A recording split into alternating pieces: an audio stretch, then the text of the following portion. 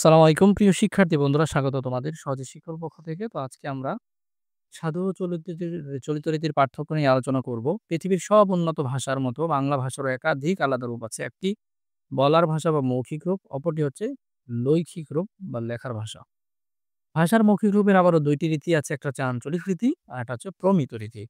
অপরদিকে লৈখিক রূপের ২ টি আলাদা রীতি আছে, যেমন চলিত রীতি, সাধু রীতি। বাংলা ভাষায় এই প্রকার রীতিভেদ নিচের ছকে আমরা একটু উপস্থাপন করছি। তো এখানে দেখো যে বাংলা ভাষা ২ ধরনের, একটা হচ্ছে মৌখিক, একটা হচ্ছে লৈখিক। মৌখিকটা হচ্ছে আঞ্চলিক এবং প্রমিত, লৈখিকটা হচ্ছে চলিত এবং সাধু। আঞ্চলিক ভাষারীতি বাংলাদেশের বিভিন্ন অঞ্চলের বাঙালি জনগোষ্ঠীর মুখে, মুখে যে ভাষারীতির মনোভাব ব্যক্ত করে সেই ভাষাই মানুষের আঞ্চলিক ভাষা। অর্থাৎ তুমি দেখবে যে সিলেট, চট্টগ্রাম, পঞ্চগড়, রংপুর তাদের নিজস্ব ভাষা আছে। মানে দেখা গেছে যে তাদের মধ্যে একটা আঞ্চলিকতা আছে। তারা শুদ্ধ এবং সেই অঞ্চলের কিছু শব্দ ভান্ডার থেকে নিয়ে শব্দ মিলে মিক্সড ভাষা ব্যবহার করে থাকে। তো অঞ্চলভেদে ভাষার যে আমরা যে তারতম্য দেখি, এটি হচ্ছে আঞ্চলিক ভাষারীতি। অঞ্চলভেদে বাংলাদেশের প্রচলিত কথ্য রূপকে আঞ্চলিক ভাষারীতি বলে।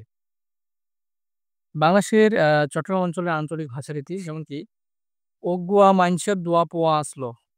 অর্থাৎ একজন লোকের ২ টি ছেলে ছিল। আঞ্চলিক ভাষাকেই উপভাষা বলা হয়। তাহলে উপভাষা হচ্ছে কি, আঞ্চলিক ভাষাকে উপভাষা বলা হয়।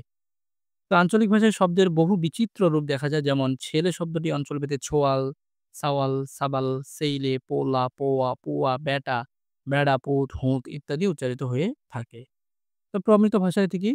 বিভিন্ন ভাষারীতির কালক্রমে পরিমার্জিত হয়ে সবার গ্রহণযোগ্য একটি যে রূপ লাভ করে, যেটা সবাই বুঝে আসলে, সেই ভাষারীতি হচ্ছে প্রমিত রীতি। ভাষারীতি সাধারণত শিক্ষিত লোকের কথাবার্তা নিত্য ব্যবহারেও আকর্ষণীয় হয়।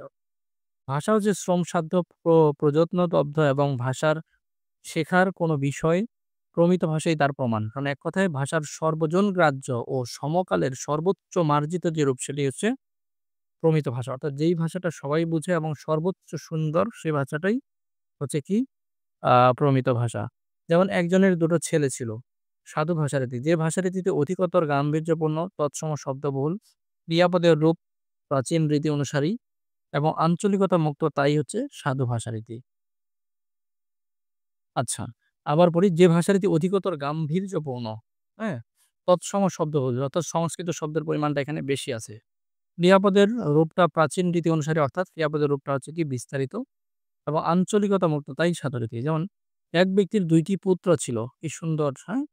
এই রীতি শুধু লিখিত গদ্যে পরিদৃষ্ট হয়। অর্থাৎ লিখার সময় এবং গদ্য লেখার সময় এটা দেখা যায়। তো এবার চলিত ভাষারীতি। ভাগীরথী নদীর তীরবর্তী স্থানসমূহের মৌখিক ভাষারীতি মানুষের মুখে, মুখে রূপান্তর লাভ করে। প্রাদেশিক শব্দাবলী গ্রহণ, চমৎকার বাকভঙ্গির সহযোগে গড়ে ওঠে। এই ভাষারীতিকে চলিত ভাষারীতি বলে। এই রীতি মৌখিক এবং লৈখিক উভয় ক্ষেত্রে আকর্ষণীয় এবং আদরণীয়। যেমন একজন লোকের ২ টি ছেলে ছিল। অর্থাৎ এটা কি একটু সহজসাধ্য বলতে শুনতে এমন। একজন লোকের ২ টি ছেলে ছিল। আর এখানে ছিল কি? যে এক ব্যক্তির ২ টি পুত্র ছিল। কিছুটা ভাব গাম্ভীর্যপূর্ণ, আর এটা হচ্ছে কি খুবই সহজ সরল সহজবোধ্য একটি ভাষা। তো প্রিয় শিক্ষার্থী বন্ধুরা, এখন আমরা আলোচনা করব পরের ভিডিওতে ভাষারীতির বৈশিষ্ট্য এবং চলিত ভাষারীতির বৈশিষ্ট্য। সেই ভিডিও দেখার আমন্ত্রণ রইল। দেখা হবে সেই ভিডিওতে ইনশাআল্লাহ।